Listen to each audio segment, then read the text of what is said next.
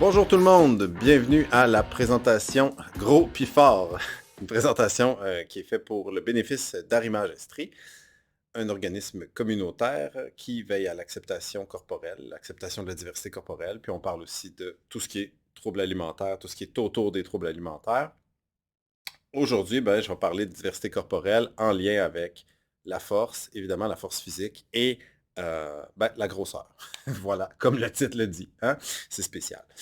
Je me présente, je m'appelle Pierre-Philippe Lefebvre, je suis professeur de sociologie au Cégep de Granby depuis bientôt 10 ans. Fait que c'est le fun, le temps passe vite.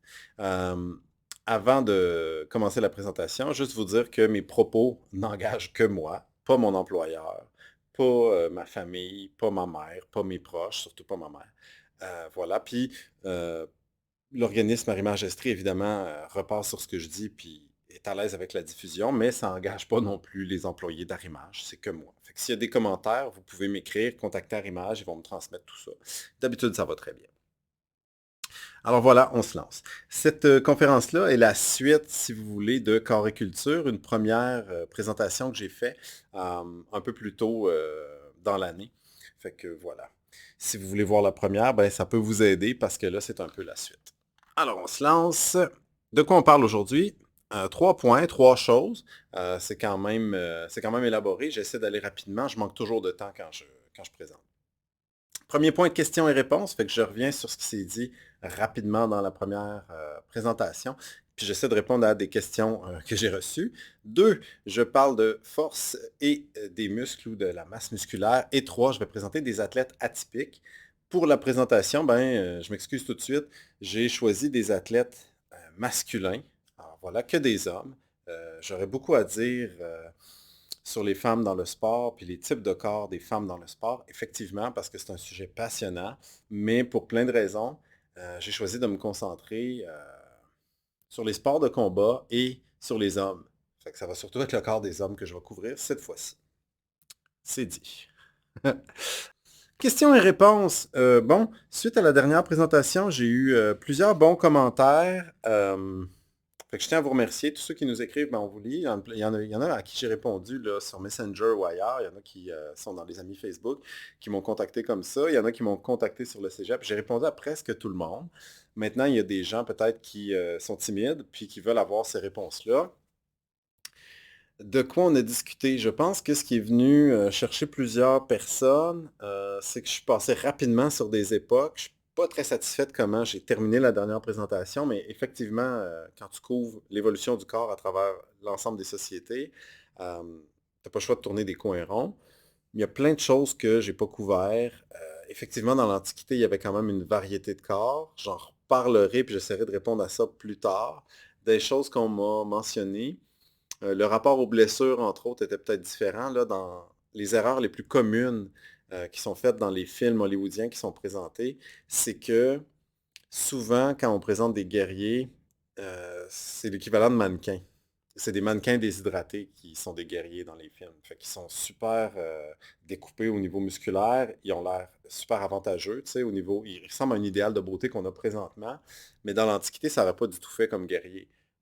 De manière classique, quand on avait des blessures, historiquement, les blessures de braves étaient à l'avant du corps. Chez les Grecs, entre autres, là, dans les armées d'Alexandre le Grand, par exemple, quand tu avais une blessure brave, tu avais une blessure à l'avant du corps, tu avais des cicatrices qu'on voyait à l'avant du corps. Puis les blessures de lâche, c'était les blessures dans le dos, des fois un petit peu sur le côté, mais surtout dans le dos, c'était grave. Ça voulait dire que ou l'ennemi t'a pris de revers, ou pire, t'as tourné le dos à l'ennemi. Et ça, c'était considéré comme de la lâcheté. Puis effectivement, on pouvait priser des cicatrices chez les guerriers et ainsi de suite. Puis évidemment, il y avait toutes sortes de mythes autour des différents guerriers. Fait que je sais qu'il y en a qui m'ont envoyé là, des bandes annonces de films pour que je les commente. Puis Hollywood fait toujours à peu près les mêmes erreurs, là. On associe malheureusement les muscles découpés ou détaillés avec des capacités de force. Puis on va voir aujourd'hui que c'est pas vraiment le cas. C'est un des intérêts de la présentation d'ailleurs d'aujourd'hui. Autre question que j'ai eu des commentaires. Je voulais pas faire preuve de sexisme, là. Effectivement, je me suis moqué un peu de Kim Kardashian. Je veux pas m'en moquer. Je suis pas capable de la respecter à 100% non plus, là, considérant sa carrière et ses choix. Cependant, j'ai pas de mépris pour elle. Je suis un peu indifférent, mais c'est une figure publique, puis c'est quelqu'un qui a beaucoup d'influence et beaucoup d'argent.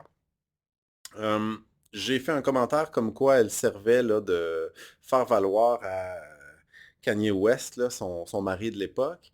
Euh, un peu comme une queue de pain, là, en fait, elle est étalée puis présentée un peu comme un objet. Elle le sait. Je pense que c'est très assumé. Sa carrière est basée là-dessus. Est-ce que c'est 100% négatif? Tu sais, ça l'a mis riche, puis quelqu'un m'a écrit, ouais, mais quand même smart d'avoir fait ça. Tu peux trouver ça intelligent, c'est correct. Moi, ça ne serait pas mes choix, mais je comprends. Tu sais, elle s'est lancée avec un sextape et ainsi de suite. Puis effectivement, elle a fait beaucoup de sous avec ça. Puis tant mieux si un jour elle est une influence positive dans le monde, puis elle change les choses pour le mieux. Je voulais pas faire de commentaires voilà, qui suggèrent du sexisme ou tout ça. Je vous dirais que les deux se sont utilisés l'un l'autre. Puis elle se pose elle-même en objet. Est-ce qu'elle est libérée pour autant?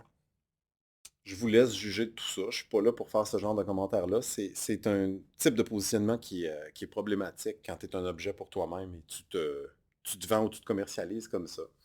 C'est à réfléchir. Ça suggère des enjeux éthiques nombreux. Euh, voilà. Sinon, ben, pour ce qui est de Kanye West, son ex-mari, ben, suivez-le si vous avez la chance, ou suivez ce qu'il fait autour de son divorce. Il me semble être horrible. Puis voilà, c'est l'équivalent de violence conjugale, ce qu'il fait. Fait que je m'en sers comme un outil éducatif. Kanye West, qui n'est pas toujours heureux dans ses déclarations. Il a déjà déclaré qu'à partir d'un point, l'esclavagisme était un choix pour les Afro-Américains. Euh, autour de Donald Trump, il a dit beaucoup de choses aussi problématiques. Et voilà, je pense qu'il fait de la violence conjugale carrément. C'est quelqu'un d'inquiétant. Fait que j'aime pas tellement le couple, autrement dit. Puis lui me semble largement pire que elle. Voilà. Dernière question que j'ai eue, question commentaire. J'ai pas eu le temps de parler de cette espèce de panneau-là là, où on voit plusieurs femmes étalées. Je voulais juste montrer une variété de corps et comment ça avait varié. Quelqu'un me soulignait avec justesse, et je tiens à remercier cette personne, merci à toi qui m'as écrit, que la première femme que vous voyez à gauche, c'est Aria Giovanni, qui a fait de la pornographie pendant l'essentiel de sa carrière. Elle s'est fait connaître comme ça, puis elle a aussi fait des photos de style pin-up. Fait que vous voyez, elle fait comme l'hommage à une époque. Fait qu'elle appartient pas à une autre époque. Voilà. Mais elle a fait un photoshoot en hommage à cette période. Mais je voulais juste montrer une variété de corps. Ça en fait partie. Je prône pas la consommation de pornographie, puis ça me tente pas aujourd'hui de m'embarquer dans ce sujet-là, mais ça sera dit. On est là, c'est juste pour montrer que on a valorisé différents types de corps à travers les époques. Voilà. Alors je me lance pour la présentation du jour. Premier point. La force et les muscles. Fait qu'on va parler de ça. Je donne un cours sur qui s'appelle là, Sport, Identité, Culture, Mondialisation. Puis on parle beaucoup, beaucoup de développement corporel, athlétisme, muscles. Puis là, je vais adresser quelques commentaires, des éléments qu'on ne comprend pas des fois sur la masse musculaire, puis sur les capacités physiques des corps, puis des différents types de corps. Évidemment, je ne suis pas prof d'éducation physique, je ne suis pas docteur.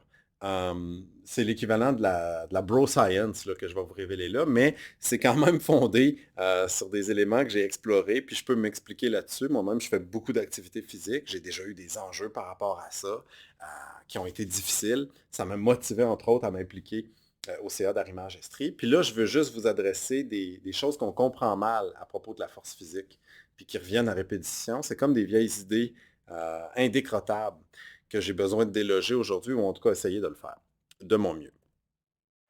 Alors, je vais commencer avec le mythe de Milon de Crotone, qui était un personnage là, en Grèce antique. Ça a été un athlète olympique, un homme réputé extrêmement fort. Si vous cherchez avec les outils de recherche Milon de Crotone, vous allez voir des peintures de lui absolument fascinantes. Puis il y a toute une légende autour du personnage, là, puis autour des Olympiques. Apparemment, qu'il n'était pas très intelligent, mais il était extrêmement fort. Euh, voilà. Sa fin aussi est un peu légendaire, là. Il y a toute une histoire comme quoi il était capable de casser des arbres avec ses mains, puis il serait resté la main pris dans un arbre, puis il aurait été dévoré par des loups. Dans une version, c'est des chiens. Bref, personnage fascinant. Le bout qui est incompris ou mal compris, mais qui est intéressant pour la présentation, je pense, c'est que jeune, la légende disait qu'il avait un veau. Il s'est fait donner un veau, puis il le portait chaque jour. Puis, à force de porter ce veau-là, ben, lui, il grandissait, devenait plus fort, le veau aussi, puis le veau était éventuellement devenu un bœuf ou un taureau. Puis à la fin, il était capable de lever un taureau en le portant chaque jour. Donc les deux croissaient en même temps, puis la force augmentait.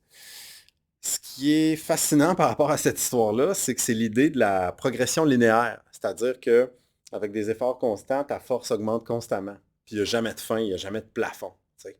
Ça, c'est un mythe qui est entretenu, puis ça serait l'équivalent d'un pouvoir de super-héros. Parce que la progression linéaire, ça se peut pas. Tu sais, as toujours des plateaux, tu as toujours des moments où tu arrêtes, tu as toujours des moments où ils sont plus difficiles. Il y a des journées où ton 100%, il n'est pas le même, où tes capacités ne sont pas exactement pareilles, spécialement dans le développement du corps. Mais moi, je joue du piano, là, puis c'est vrai aussi quand, de manière amateur, là, je ne suis pas très bon, mais c'est vrai aussi quand tu essaies d'apprendre, admettons, un instrument de musique, c'est pas vrai que tu t'améliores tous les jours, puis que c'est équivalent à tes heures de pratique tout le temps. Il y a des pratiques qui sont meilleures, puis à un moment donné, tu apprends plus ou moins. Puis il y a des périodes où tu stagnes, puis tout d'un coup, ça débloque, tu sais, puis tu apprends à faire peu importe tes notes, et ainsi de suite. Mais au niveau physique, c'est un peu semblable. Effectivement que tes fibres musculaires là, sont testées à l'entraînement et ainsi de suite. Tu les nourris dans la cuisine avec ton alimentation, ce que tu manges, puis tout ça se recompose quand tu dors. Puis ton corps a un maximum avec ta charpente, puis tu as aussi un lien avec tes hormones, puis il y a une série de facteurs, tu sais. Puis ton corps s'habitue aux efforts. Fait que, tu sais, il y a des plateaux. Tu ne peux pas toujours augmenter en masse et en force. Fait que c'est un mythe qui perdure, ma foi, parce que les gens, des fois, sont à la recherche de ça. Puis quand on commence à s'ennuyer au niveau de l'activité physique, spécialement dans le culturisme, les gens qui cherchent la masse musculaire, souvent ce que les gens font, c'est qu'après un mois ou 3 mois, généralement, 3 mois c'est le top, les gens se mettent à changer d'activité parce qu'ils veulent une stimulation nouvelle. Ce qu'on appelle en anglais le program hopping, là, tu passes d'un programme à l'autre sans nécessairement traverser ton programme. J'ai fait le commentaire, puis je le fais souvent sur la vache qui squattait. Vous avez Milon de Crotonne à droite, et puis à gauche, cette bonne vieille vache euh, dans le champ. Euh, tu sais, on est des mammifères, fait qu'on est dans la même catégorie là, que l'espèce bovine. Puis je suis obligé de dire que quand on regarde la force physique puis la masse musculaire, il y a à peu près des constantes historiques. Il y a une période où les hommes ont connu une croissance fulgurante avec le culturisme, là, puis ce type de pratique sportive-là. C'est bel et bien un sport là, parce qu'on compétitionne. La période où les gars ont multiplié leur masse, parce que c'est surtout du côté masculin là, que je m'attarde aujourd'hui, ben c'est post-Deuxième Guerre mondiale. Puis j'en parlais, puis ce qui arrive dans cette période-là, ben, il y a plein de drogues qui ont été développées autour de la Deuxième Guerre mondiale, puis je vous le cache pas, les premiers stéroïdes anabolisants, tu sais, c'est commercialisé dans les années 60. Dans les années 70, on a une période expérimentale. Dans les années 80, c'est l'apparition des hormones de croissance. Et dans les années 90, c'est l'âge d'or là, des drogues à tous les niveaux, puis des laboratoires de plus en plus perfectionnés. On a même des drogues qui servent en masque et d'autres. Ça devient extrêmement complexe. Est-ce que puis la plupart des athlètes de haut niveau qui pratiquent le culturisme se sont dopés? C'est des cas avérés, connus. Puis j'en parlais des fois en présentation, quand on regarde les premiers champions dans la discipline du culturisme, post-Deuxième Guerre mondiale, ben, il y a une certaine masse et les champions les plus récents sont vraiment énormes. Tu sais, c'est des corps atrophiés. Vous pouvez trouver que ces corps-là sont superbes. Je ne veux pas juger de l'esthétique du corps, mais je vais juste faire le commentaire suivant. Qu'est-ce que j'avais vu? Donc, c'est Ross qui s'appelait Clarence Ross, si je ne me trompe pas, là, un des premiers champions. Il y avait la taille de ses cuisses était aussi grosse que la taille des bras de Ronnie Coleman, une figure connue là, dans les champions plus récents. Fait que, tu sais, quand tu dis que la cuisse de quelqu'un est aussi grosse que le tour de biceps de quelqu'un d'autre, ça se peut pas. Il n'y a pas un mammifère qui a connu une croissance aussi rapide, à part dans l'industrie bovine. Fait que, le commentaire que je fais tout le temps, c'est qu'est-ce qui s'est passé? T'sais? Est-ce que c'est parce qu'on a des techniques d'entraînement perfectionnées, puis que les vaches se sont mis à squatter, puis qu'ils ont pris un bon programme d'entraînement, ou Ce serait pas plutôt qu'il y a quelqu'un qui a pris des produits en cachette, puis que l'industrie bovine, finalement, puis les hormones de croissance, puis les stéroïdes anabolisants se sont retrouvés à être consommés chez l'homme, puis on a connu des corps hyper atrophiés. Ben, tu sais, je vous laisse avec la question. Pour moi, c'est évident, là. Fait qu'on a, quand on regarde ces corps-là, c'est un mauvais modèle pour moi. Vous pouvez pratiquer cette discipline-là, vous méritez le respect. Maintenant, ces produits-là ben, viennent avec une part de danger, et c'est des corps qui ne sont pas normaux. Voilà. Le mammifère humain n'est pas supposé prendre cette forme-là à cette vitesse-là. C'est le commentaire que je fais sur ça. Voilà. Puis j'ai des amis qui pratiquent, puis ça vient qu'une série de complications aussi. Fait qu'évidemment, consulter des professionnels de la santé avant de faire quoi que ce soit, puis essayer toujours de valider, tu sais, qu'est-ce que vous consommez et pourquoi, puis dans quel but. Tu sais, une bonne réflexion, c'est toujours utile. Ça m'amène aux commentaires sur la force physique, parce que là, le lien que je fais, c'est que moi, j'ai grandi voilà, dans les années 80-90, là, puis nos modèles, c'était vraiment des gars qui étaient énormes. On pense au bon vieux Arnold, Sylvester Stallone et ainsi de suite. Fait que des gars très découpés, puis on associait ça à la force physique. Souvent, la force physique, je réalise que c'est pas compris. Tu sais, est-ce qu'on peut être gros et fort? Oui. Est-ce qu'on peut être petit et fort? Oui. Est-ce qu'il y a des limites physiques au type de corps? Certainement. La meilleure analogie que j'ai trouvée pour le faire comprendre, puis je trouve qu'il favorise l'acceptation des corps, d'après moi, c'est l'analogie de l'ampoule électrique. Fait que je vous la partage. Souvent, je dessine ça en classe, mais comme je suis horrible en dessin, là, j'ai pris un modèle de un petit graphique d'ampoule là, qui est là, que vous voyez. Fait que donc, d'un côté, on a une masse musculaire moins importante à gauche, puis de l'autre côté, à droite, vous avez une masse musculaire plus importante. Fait que quelqu'un qui serait plus gros, gros de corps, avec des muscles plus volumineux. OK? La force physique, ça serait l'équivalent du filament. Tu sais. Si tu veux, comment le filament arrive à éclairer.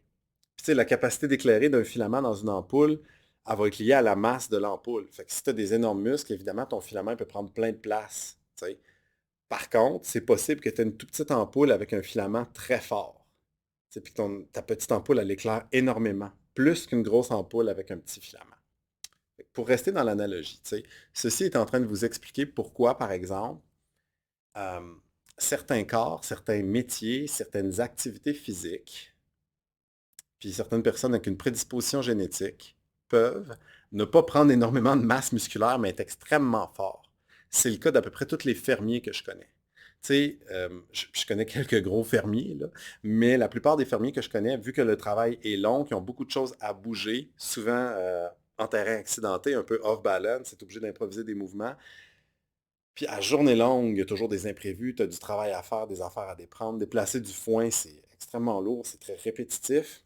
Fait que tu as à opérer tout le temps. Fait que tu fais beaucoup, beaucoup de répétitions. Si tu veux, tu fais un volume de travail super important. Tu n'as pas beaucoup de pauses. Tu n'es pas toujours en train de manger ou de faire une sieste pour que tes muscles connaissent de l'expansion.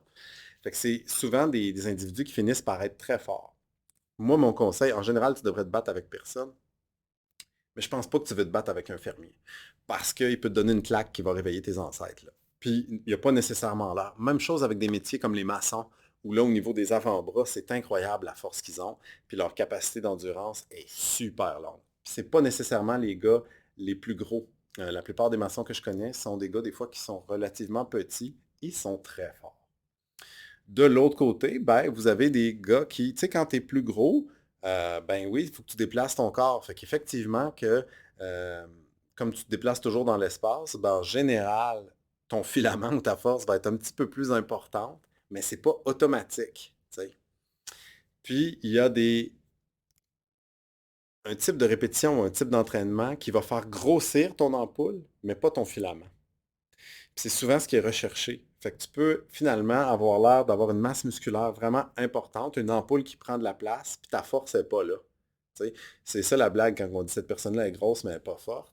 Tu sais, je vais vous présenter des athlètes de combat plus tard, puis c'est un peu ça qui se passe. Vous voyez des fois qu'il y a des gens qui ont des muscles impressionnants à l'œil, ils peuvent être jugés agréables au niveau esthétique, ça c'est à vous d'en juger, mais que finalement, ça n'améliore pas leur performance sportive pour autant. Puis ça, notre préjugé peut être là de dire, hey, ce corps-là devrait performer. Pas tant que ça. Fait que, tu sais, euh, c'est le lien là que vous pouvez faire. Tu sais, j'invite tout le temps tout le monde à explorer tous ses potentiels. Si vous voulez aller du côté physique puis développer votre force, ça va. En premier, je prône tout le temps l'acceptation de soi. Puis après ça, je prône toujours, moi, je suis vraiment un apôtre de l'entraînement au naturel. Tu sais, bouge naturellement, fais des activités que tu aimes. Tout le monde, tant qu'à moi, devrait être actif autant qu'on peut. Puis se développer, comme je vous dis, puis s'amuser là-dedans. Tu sais. Puis je fais juste vous dire deux choses. Tu sais, mon meilleur ami qui s'entraîne beaucoup moins que moi physiquement m'a invité à faire des travaux chez lui. Puis c'est quelqu'un qui fait de l'aménagement paysager depuis longtemps. Puis c'est un gars qui n'est pas nécessaire, tu sais, qui est pas gros. Euh, il est relativement petit. J'ai pas été capable de le suivre. À force de creuser des trous autour des fondations, bouger des affaires, moi j'ai fini par me brûler. Puis lui, il opérait, il opérait, il opérait. Par chance, je suis bien plus beau que lui. Mais voilà, ça a été une journée quand même. C'est une blague. Ben, je reste quand même plus agréable que lui. Mais mon meilleur ami, finalement, cette journée-là, il m'a vraiment donné une leçon. Je m'attendais à ce que ça arrive parce qu'il y a de l'expérience, mais ses mouvements étaient super efficaces. Il est super endurant. Il est très fort. C'est très compact. Puis moi, ben, j'ai un physique différent. Je l'ai aidé, mais je ne suis pas venu à bout de passer à travers toute la journée.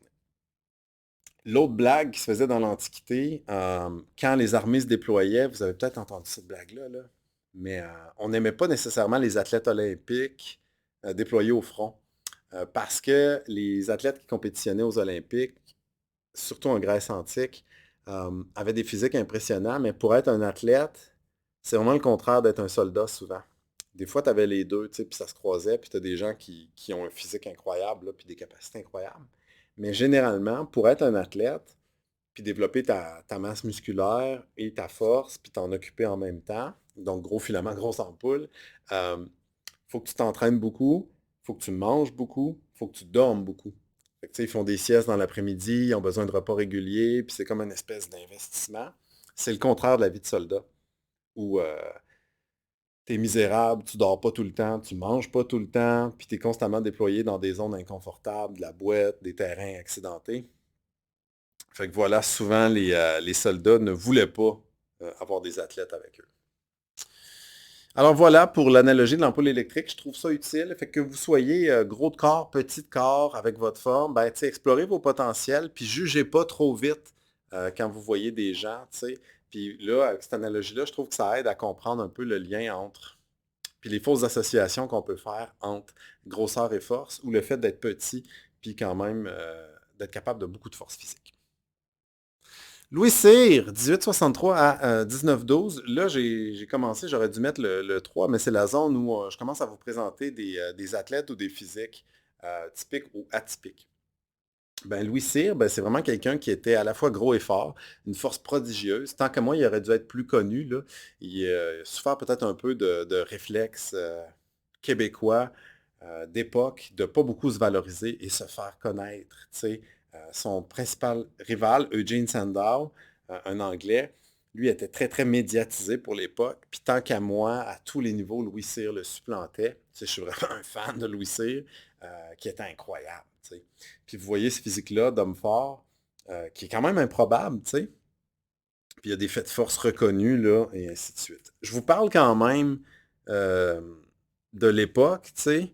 Regardez, là, en 1880, une semaine de travail compte 60 à 70 heures. Fait que c'est 10 à 12 heures par jour. Au Québec, on a la liberté du dimanche, là. Il y a le dimanche où l'Église, si vous voulez, libère les gens. C'est une journée où on va à la messe, puis on fait des activités de famille, on répare les outils, bref, il y a tout à faire, là. Mais on est plus libre. C'est là que va se glisser certaines pratiques sportives. Mais tu sais, comme une personne à l'époque, elle ne s'entraîne pas. Une personne, comment elle appelle une grosse journée d'entraînement? Elle appelle ça une journée. Parce que tout le monde travaille tous les jours. Fait que, tu sais, personne n'a l'idée de faire nécessairement de l'activité physique pour améliorer son corps. Tu sais, c'est pas dans ce sens-là que les activités se pratiquent. Tu sais, ça va être une infime minorité, puis ça n'existe pas des gyms ou des espaces d'entraînement. C'est des affaires extrêmement spécialisées où on fait ça. Je tiens juste à le dire. Quand est-ce que cette affaire-là commence, l'entraînement puis la modification corporelle? York Barbell Company, qui est peut-être une des plus connues, là, qui produit des poids et haltères, c'est fondé en 1932. Puis c'est uniquement après la Deuxième Guerre mondiale que l'expansion de cette pratique-là d'entraînement, de poids et haltères, de dumbbell puis de barbell va connaître une expansion fulgurante. Là, on va faire des revues, puis là, au bout de chaque revue, il y a des programmes, on va mettre un physique dessus jugé idéal, puis là, on va prôner un type d'homme, puis vous voyez, ça va correspondre à ce que je vous disais, là. Il y a des drogues qui vont se mettre à circuler, puis de plus en plus, dans un concours de force ou Mr. Olympia, on va voir des hommes de plus en plus gros, massifs, puis on associe ça à des qualités comme la force, à tort ou à raison. Mais tu sais, c'est l'enveloppe musculaire qui se développe, puis on veut avoir une espèce de physique, puis on consomme cette affaire-là, puis on se rend, j'ai envie de dire, peut-être un peu consommable aussi, tu sais, puisqu'on se présente avec notre corps. Fait que le fitness, puis toute l'idée du fitness, c'est un courant relativement récent. Tu sais, l'idée de veiller sur soi, puis d'investir dans notre corps pour le présenter, puis comme une espèce de carte de visite, puis c'est une espèce de trend ou d'un courant relativement récent, le fitness, tu sais, qui n'existait pas avant. Fait que c'est une nouveauté quand même historique qui arrive. Puis c'est une activité, tu sais, où on consomme beaucoup, on achète beaucoup, puis il y a toutes sortes de produits autour de ça qui vont se consommer. Bref, le look esthétique va être là. Puis là, je pourrais couvrir encore ça, mais le temps va filer, là. Mais tu sais, tous les appareils Nautilus aussi, c'est inventé dans les fin 60, je pense. Puis c'est dans les années 80 où on commence à introduire ça, où on entraîne là, en isolation, des mouvements isolés. Tu sais, on s'est dit, c'est très, très années 80, cette idée-là, là, qu'avec des machines, on arrivait à faire mieux que tout ce que la nature pouvait faire tout le temps.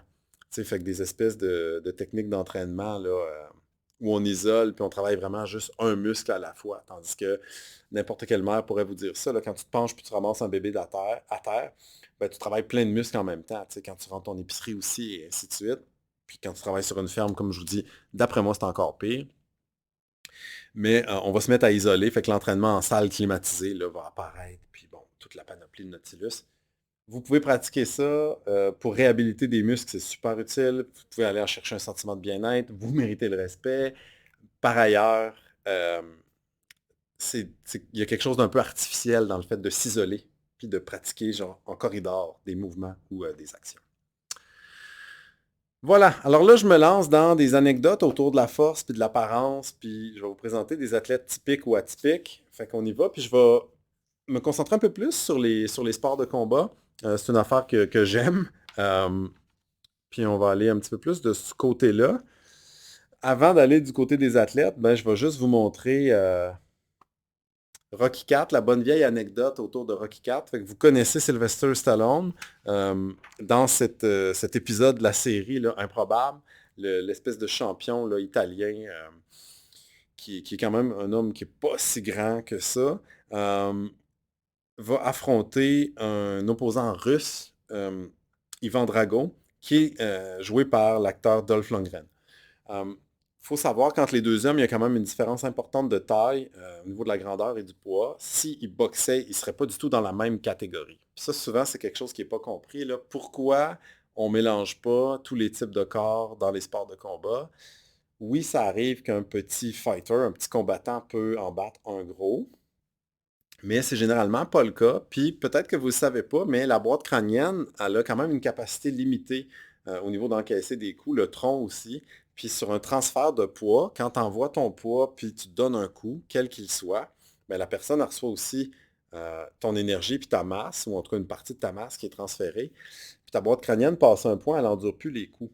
Fait que c'est pour ça que plus tu as des poids lourds, généralement, plus tu as des knockouts. Les gens se knockent parce que le poids de l'adversaire est plus lourd. Quand tu mélanges les catégories, tu pourrais pas faire ça parce qu'en fait, tes petits combattants seraient vraiment en danger. Fait que de manière typique, les petits sont un peu plus rapides, puis ça fait des combats où il y a moins de knockouts. Puis plus tu augmentes dans les catégories de poids, plus les gens s'assomment rapidement, si vous voulez. Puis ouais, c'est un choc au cerveau, ça peut être contesté. Mais on ne mélange pas les catégories de poids. C'est pour ça aussi que les catégories peut-être les plus intéressantes, c'est les poids moyens ou autour de. Pensez à Georges Saint-Pierre, ça fait un combat où tu as à peu près un risque égal de victoire technique ou de knockout. Fait que c'est les catégories qui sont souvent préférées. Rocky IV, c'est quoi mon lien? Sylvester Stallone et Dolph Lundgren, c'est deux gars très musclés, évidemment. Sylvester Stallone est réputé bon très fort, puis c'est un acteur qui est très très investi, vous pouvez l'aimer ou pas, là, mais il a proposé à Dolph Lundgren qu'il y ait un réel échange de coups.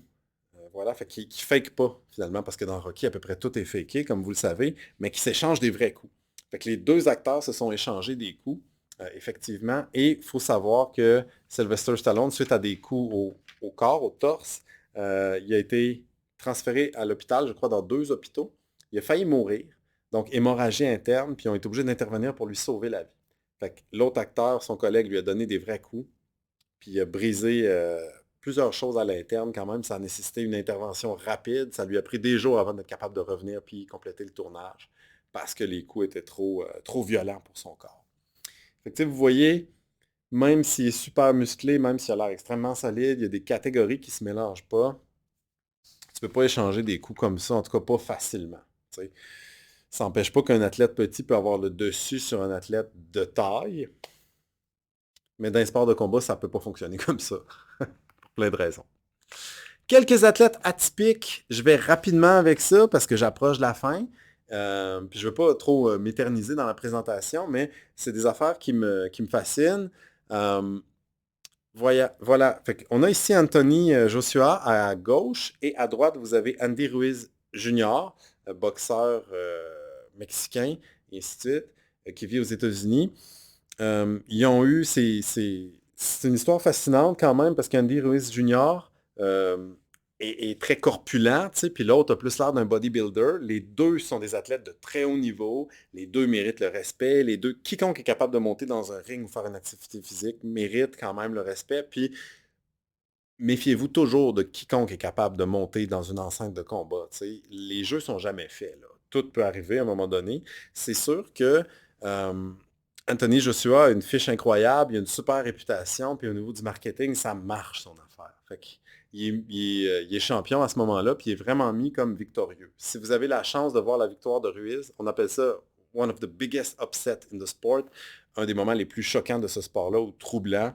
Il est venu à bout par une victoire technique. Là, vraiment, il fait pleuvoir des coups sur son adversaire. Son cardio est super bon puis il est incroyable. Il va perdre le titre plus tard, là. Mais tu sais, je crois qu'au moment du combat, il est à 260 livres. Fait que c'est un type très grand. Je pense que c'est 6 pieds 1 ou 6 pieds 2, 260 livres. Très grand, très gros, très fort, très rapide. Fait que ça a été assez improbable. Mais tu sais, tout le monde mettait l'autre boxeur gagnant. Vous voyez leur fiche ici. Ah, c'est peut-être un peu petit là, pour moi. Mais tu sais, deux boxeurs très, très, très capables quand Ruiz a gagné. Les deux ont leur charme, là, puis tout ça. Puis tu sais, ce qui est comique, c'est qu'Andy Ruiz Jr., je pense que c'est sur Twitter, en tout cas sur un de ses comptes dans les médias sociaux, c'était une barre sneaker, une barre de chocolat qui était son signe parce qu'il aime manger, puis il y a eu souvent des enjeux autour du contrôle du poids, mais ça ne l'empêche pas d'être extrêmement performant puis rapide dans le ring. Qui est absolument fascinant, puis je vais être obligé de faire une parenthèse dessus, là, c'est Tyson Fury. Fait qu'un champion poids lourd assez incroyable. C'est un Britannique. Je vais commencer par faire les avertissements. Là, je suis là pour vous parler de son corps. Tyson Fury, si vous cherchez sur lui, vous allez trouver plein d'affaires désagréables. Tu sais, vous allez trouver qu'il a tenu des propos quand il était jeune contre l'avortement, qu'il a déjà fait un parallèle malheureux entre l'homosexualité et la pédophilie, donc des propos homophobes. Il aurait tenu des propos contre des communautés culturelles et ainsi de suite. Fait que c'est un personnage qui a été vraiment hautement désagréable. Tu sais. Il y a beaucoup de cultures où il y a des combattants où c'est très masculin, des fois c'est misogyne, homophobe. C'est assez commun, un peu trop. C'est pas correct. Maintenant, je vous parle de son corps et de ses performances physiques, puis je ferai une parenthèse sur la personne qui semble être aujourd'hui, qui n'est plus la même que celle qui a tenu les propos. Il est toujours responsable de ce qu'il dit, évidemment. Pourquoi je le présente quand même, alors que c'est un personnage polémique? Ben, c'est un champion qui a un corps atypique. Puis comme je dis des fois à mes étudiants en classe, même si un jour on découvre qu'Albert Einstein euh, a commis des actes extrêmement troublants, ça ne changera rien à la théorie de la relativité. Ce que Tyson Fury a fait dans le ring, puis son corps, ses propos en dehors, c'est pas lié à sa performance physique et à son type de corps. Puis je suis capable de distinguer les deux. Moi, je fais ça. Je sais que tout le monde n'est pas capable de faire ça. Fait que c'est dit. À sa venue au monde, Tyson Fury a été jugé négativement, puis il y a eu des commentaires corporels. C'est assez incroyable. C'est un bébé prématuré qui est né en 88. Ses parents l'appellent Tyson parce qu'ils ont senti qu'il se battait d'emblée, puis son père veut qu'il devienne un combattant. Fait que c'est en hommage à Mike Tyson qui porte son nom. Fait que d'emblée, le docteur a dit il est trop petit, il ne survivra pas. Fait que tu sais, il s'est fait juger d'emblée, puis il y a toujours eu des commentaires sur son poids parce que ça va être un gars qui va être énorme, là, vous voyez, tu sais, c'est quand même massif, 277 livres, avec une taille quand même atypique, 6 pieds 9. Fait que c'est l'équivalent d'un géant, là. C'est c'est intense quand même au niveau de la boxe. Il va accumuler tous les titres, puis il va tout gagner, là, puis c'est un athlète incroyable, de médailles, et puis tout ce qui se gagne, il va le gagner. Quand il va devenir une figure publique, puis c'est là il va faire ses commentaires violents et d'autres qui sont malheureux, puis un peu toujours inadéquats, il va perdre pied. Il va consommer de la coke, il va consommer de l'alcool quasiment tous les jours, puis à un moment donné, il va faire n'importe quoi, perdre un titre, il va tester. Je pense qu'avant de perdre, il a testé 2 fois positif à la coke, fait qu'il était drogué. Fait qu'il va tout se faire enlever, perd sa licence de boxe, tombe dans une dépression, bipolarité. Il appelle ça, lui, je pense encore son état maniaco-dépressif, mais je sais qu'on dit plus ça. Fait que bipolarité à ce moment-là, puis des attaques de panique là, où il pensait qu'il allait mourir. C'est assez tragique. Ce qui est beau, puis c'est là où je trouve que le personnage est charmant, à mes yeux, il va réussir à parler ouvertement de sa santé mentale. Il va inviter les hommes à consulter. Il va éviter des tentatives de suicide, mais il va y penser quand même activement. Puis après avoir perdu le contrôle sur sa vie, puis tout perdre, il va se battre juridiquement pour regagner sa licence de boxe. Il va venir à bout de la gagner. Il va faire un match retour, puis il va redevenir le champion. Fait que c'est vraiment une espèce de success story incroyable. Il va s'excuser pour les propos qu'il a tenus, puis son intolérance. Puis là, il va parler plus ouvertement des problèmes de santé mentale chez les hommes. C'est un sujet majeur. Tu sais, si vous avez des problèmes de santé mentale, je vous invite à consulter. Puis je sais que les gars consultent trop tard. Là-dessus, sur ce sujet-là, Tyson Fury, c'est un bel exemple. Fait qu'il fait un retour à 31 ans. Si vous avez la chance, là, son surnom c'est Gypsy King, là. Vous allez sur YouTube ou n'importe quelle plateforme comme ça, puis vous tapez Tyson Fury, puis écrivez dodging ou ses esquives. Il bouge tellement bien dans le ring pour un physique comme ça, c'est incroyable. Tu sais. Fait qu'il fallait pas le donner vaincu. Puis il a une capacité d'esquive qui est hors norme. Je termine maintenant 2 autres rapides que j'ai aimés. Ça aussi, ça a été un choc dans les arts martiaux mixtes UFC 268. Gian Villante à gauche, c'est son dernier combat. C'est quelqu'un qui a traversé aussi toutes sortes. Il a déjà été, je pense, à 170. Là, il est rendu d'un poids lourd. Fait que c'est quelqu'un qui a traversé plusieurs poids puis qui a combattu dans plusieurs catégories contre un nouveau venu, Chris Barnett, que vous voyez, qui faisait son entrée dans l'UFC. J'ai écouté ça live ce soir-là, puis Chris Barnett, si vous avez la chance de chercher sur lui, vous allez voir, il est quelqu'un de très, très, très improbable. Tu sais, avant de monter, il a fait une espèce de danse, puis là, tu vois, moi, sa danse m'a inquiété parce que j'étais là, hey, il bouge tellement bien. Quelqu'un qui bouge si bien avec autant de masse, le choc qu'il peut donner à son adversaire au niveau de la force va être vraiment intense. Puis, il va arriver à faire un mouvement, un wheel kick, que ça s'appelle, là, une espèce de coup de pied circulaire absolument incroyable qui va lui faire gagner le combat. C'est un des plus beaux coups de pied qui s'est fait, tant qu'à moi, dans l'histoire du UFC chez les poids lourds. Un mouvement incroyable. Je veux juste vous le montrer, que vous puissiez apprécier cette espèce de prouesse-là physique. Évidemment, là, je vous avertis, c'est violent, c'est un sport de combat avec contact. C'est le seul moment où vous allez avoir un extrait comme ça. Mais je veux vous montrer comment Chris Barnett est incroyable à ce moment-là.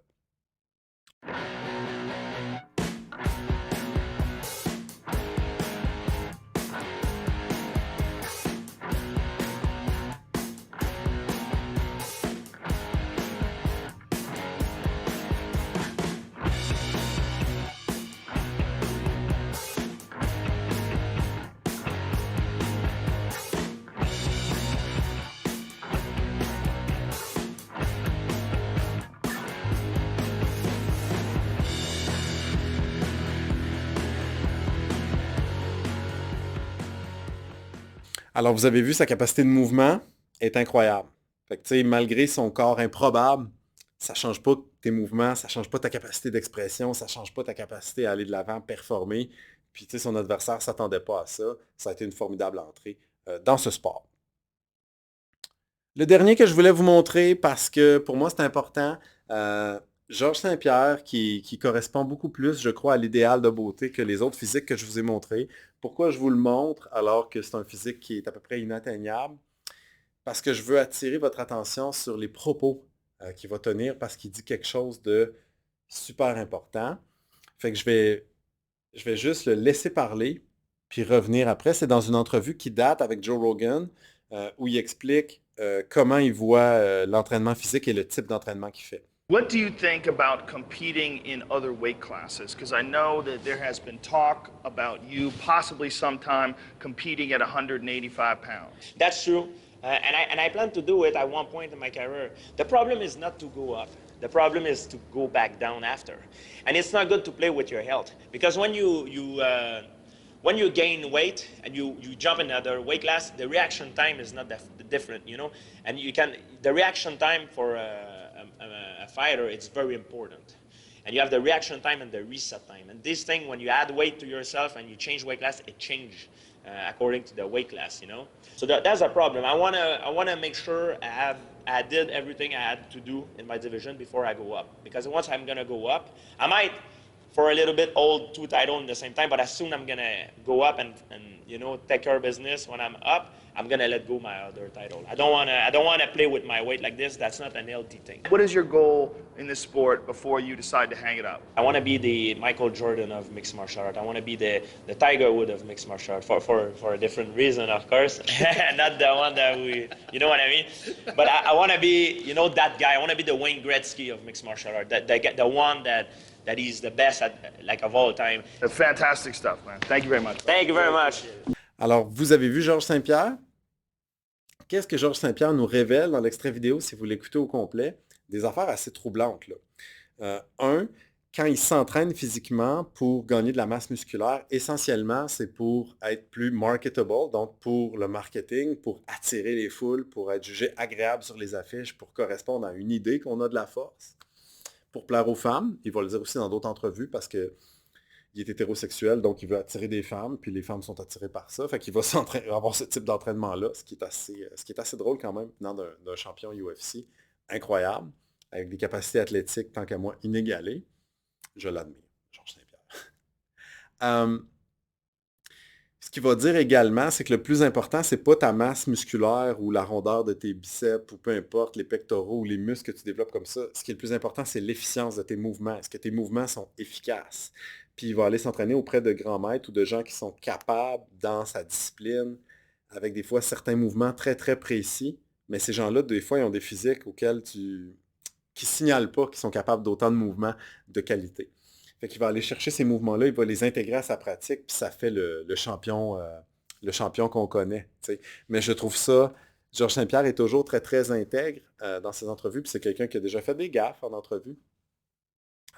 Mais j'aime ça qu'il soit honnête comme ça, puis qu'il révèle un peu ses secrets d'entraînement. Puis là, je pense que ça vous fait jeter un regard différent sur la masse musculaire et la force, tu sais. Puis la capacité à pratiquer une activité sportive ou physique. T'sais. Fait que l'efficience du mouvement, que ce soit en danse ou ailleurs, c'est vraiment plus important finalement que ta masse ou ce que tu as l'air. Voilà. C'était ma parenthèse là-dessus parce que je trouve ça génial que lui le dise. Comme quoi, je suis bien fier de mon extrait vidéo. Je conclue. Ouais, c'est la fin, hein, parce que le temps file, puis je vous garde, je parle. Qu'est-ce qui est à retenir? T'sais, le corps de quelqu'un, c'est comme un test de quotient intellectuel ou un résultat à un examen. Ou le corps, c'est une facette. Tu sais. Le corps de quelqu'un, c'est un indice sur ses capacités, mais c'est jamais une preuve. Tu sais, on ne devrait jamais réduire les autres à leur image ou à leur grosseur, quelle qu'elle soit, évidemment. Mais effectivement qu'on voit le corps des autres en premier. Mais tu sais, si vous voulez apprécier quelqu'un, c'est plus utile, je trouve, de s'attarder à ce que la personne dégage, à comment elle se déplace dans l'espace, à ce qu'elle est capable de faire. à tout simplement sa masse ou une forme qu'elle va avoir, qui peut correspondre à des idées préconçues. Donc, dès que quelqu'un s'inscrit dans une activité, généralement, il est capable de quelque chose, puis je vous invite évidemment à ne jamais réduire les autres à ça. De manière peut-être plus importante, de réduire les autres à leur image. Ne vous réduisez pas. Dis pas, ah, j'ai l'air de ça, donc tu intériorises une espèce de jugement de l'extérieur. Ça peut contribuer à de la grossophobie, mais même quand on est petit, moi, j'ai mon meilleur ami, là, c'est arrivé, il a traversé des périodes où il essayait de prendre du poids pour aucune bonne raison, ou de la masse. Ça a été une courte période. J'ai des amis comme ça qui souffrent d'être trop petits parce qu'ils se jugent, puis ont intériorisé le jugement de la collectivité sur ça.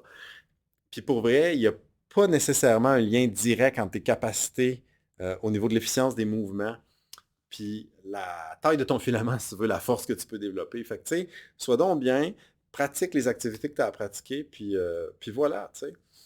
C'est mon deuxième point, hein. Tout le monde devrait être actif à tous les niveaux. Tu devrais bouger, faire des activités que tu aimes, lire. Je te prône beaucoup la lecture, là, lire ou en tout cas explorer, t'exprimer par la danse, le mouvement, peu importe les activités que tu aimes. Pour moi, c'est essentiel. Fait que, tu sais, j'espère que je t'incite à t'exprimer mieux, puis différemment, en évitant de te réduire, puis de t'enfermer dans des espèces d'idées qui souvent sont fausses.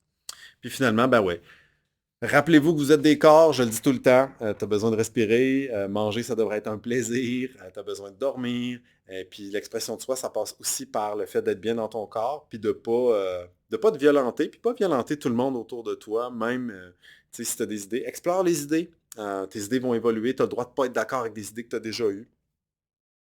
Puis je trouve ça correct. J'espère que la présentation va vous servir à ça.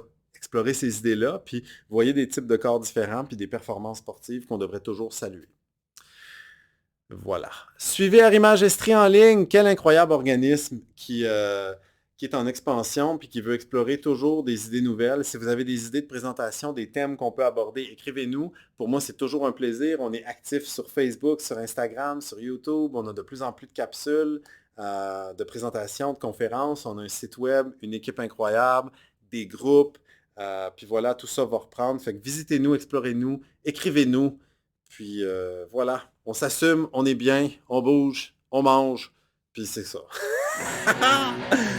Merci beaucoup de votre écoute.